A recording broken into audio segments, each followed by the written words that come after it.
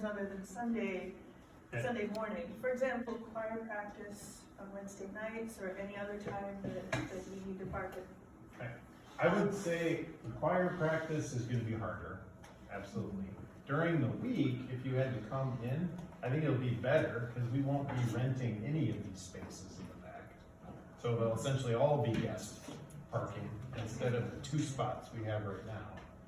Choir members, you're gonna have to park and walk on I Wednesday don't nights. know what the situation is across the street, but I know construction is gonna start there soon. Yeah. I don't know if that's a ramp or, well, it depends on the time of year, but Yeah.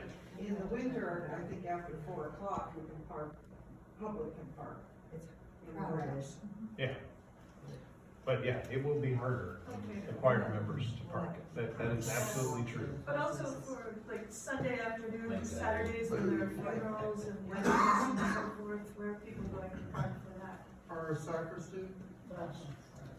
We have talked about looking into a car parking service for, I mean, those are, once, twice a year events. Or more. Or more. But I mean, let me just say right now, it's only once or twice a year. But I mean, if you're planning to make this somebody's at a venue for weddings and there will be more funerals more frequently, I mean, that's gonna be an issue. It's I just- like the Easter Vigil. Parking is gonna be a problem, but Yeah. it is now. With Yeah. even songs and so. I think I'm, you all know that, I'm a tree hugger. But I think that, if we are looking to build a building for the future, and we realistically look at the way cars are going to be used in the future, we have to understand that they cannot continue to be used the same way that they are now. And I honestly believe that we have to be part of the push to increase non-single vehicle services on campus. And for us to limit our ministry based on what we know of an outdated concept would be to our disservice and to our ministries Well, and disservice. it's 14 parking spots, right, Sean, that we are losing. When we looked into this actually quite a few years ago, we invited Peter Fox here to talk with us about that very issue. And he said, basically, as you were saying, Kathy, that we're looking at the future here. But he said, that if you do the math, if you were to provide enough parking spaces for what you think you need, that would come to more Probably. money than it would take for, I think it was like 100 years of parking service, where for special events, special wedding receptions, funeral receptions, where someone will park your car for you and come get it when it's done. Yeah, I mean, But where? That's the valet, that's the valet parking's problem. So I'd like to talk a little bit about where. So at some point, we were asked, as regular attendees at church, not to park around here. So I don't park in these parking spots. Even today, I did not park in these parking spots. I often park across from, on Newman, across on 6th Street, at that. At that Park parking lot lot. there. That's the one I use. There's also, if you're willing to walk a little bit farther, there's one at Faith and Daniel where my building that I work at is in. So I think it's just really thinking a little bit more about who actually needs to park close to the building and who doesn't. And I don't need to park close to the building. I mean, essentially the back would be reserved for What it means is that younger people are gonna have to volunteer to pick up us old people and bring them. You know, investment in a 15-passenger van wouldn't sound like a bad idea.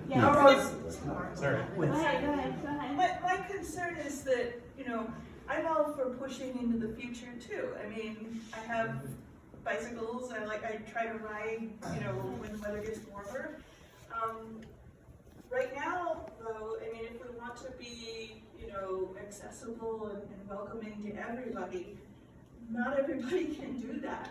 And I mean, there will be people who are coming from far away, and I guess that's all that I'm concerned about, is that, you know, in order to think about the future, we have to make sure that this church can be accessible and open in the present for everybody who is here right now. I mean, that's all. I mean, I am certainly happy to park as far away as I have to and show up half an hour early to make sure I find a parking space.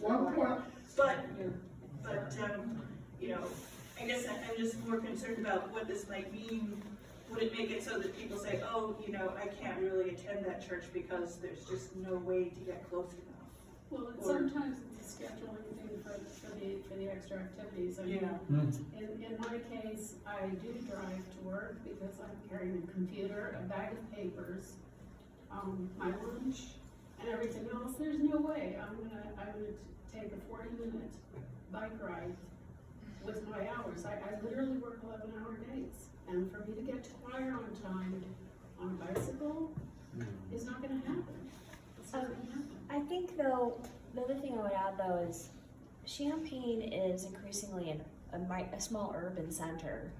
And the reality is we're gonna have to deal with figuring out how to do things a little differently. Yeah. I mean, that's just, and the other thing I think, and this segues into the financial part, if you look at the cost of parking, it's not feasible for us to do parking spaces. 14 spaces, we don't, that's a problem we have it anyway, because there's limited spots. We have it And now, we're we not don't gonna- schedule funerals during the week because there is nowhere to park, that's true today. Yeah, to some degree it's already, yeah.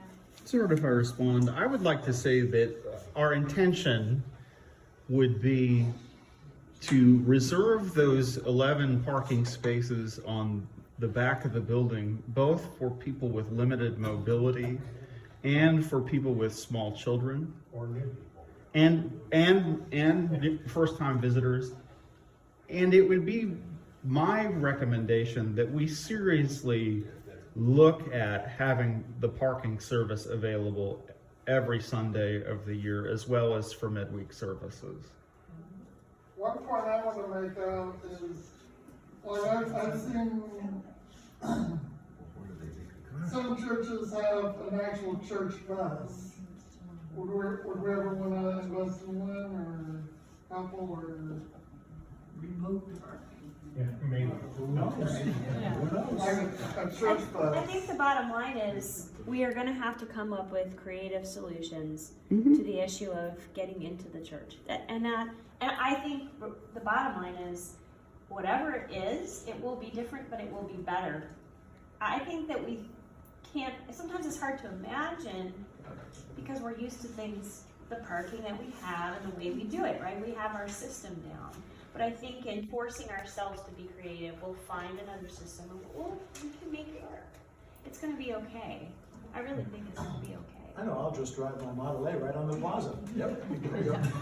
Why don't we just move? Through RSCM, I've been to churches in various configurations, suburbs, towns, and cities, but all the time in the cities, none of those churches have any parking. And maybe if you go to the cathedral in Chicago, they don't have parking. You get a parking voucher. Ooh, it's only $12 to park on Sunday. And you know what? People make it there. Yeah. People sometimes do it with their cars, and sometimes they use transit and whatnot. But they do make it work, so it is a problem that has been solved and faced by many places, and we can do it too, I think. And remember, on evenings, Urbana has free parking on the street, so you can just park across the quad a lot of times. And you can find something over there. That is free, unlike Champaign. As far as I can tell, our neighbors, Newman, have no parking. Yes, they do on the other side of Sixth. They have a lot behind the labor building. But that's what I'm saying, is that's the one that I park in. Right? Not their lot. So, It is their lot.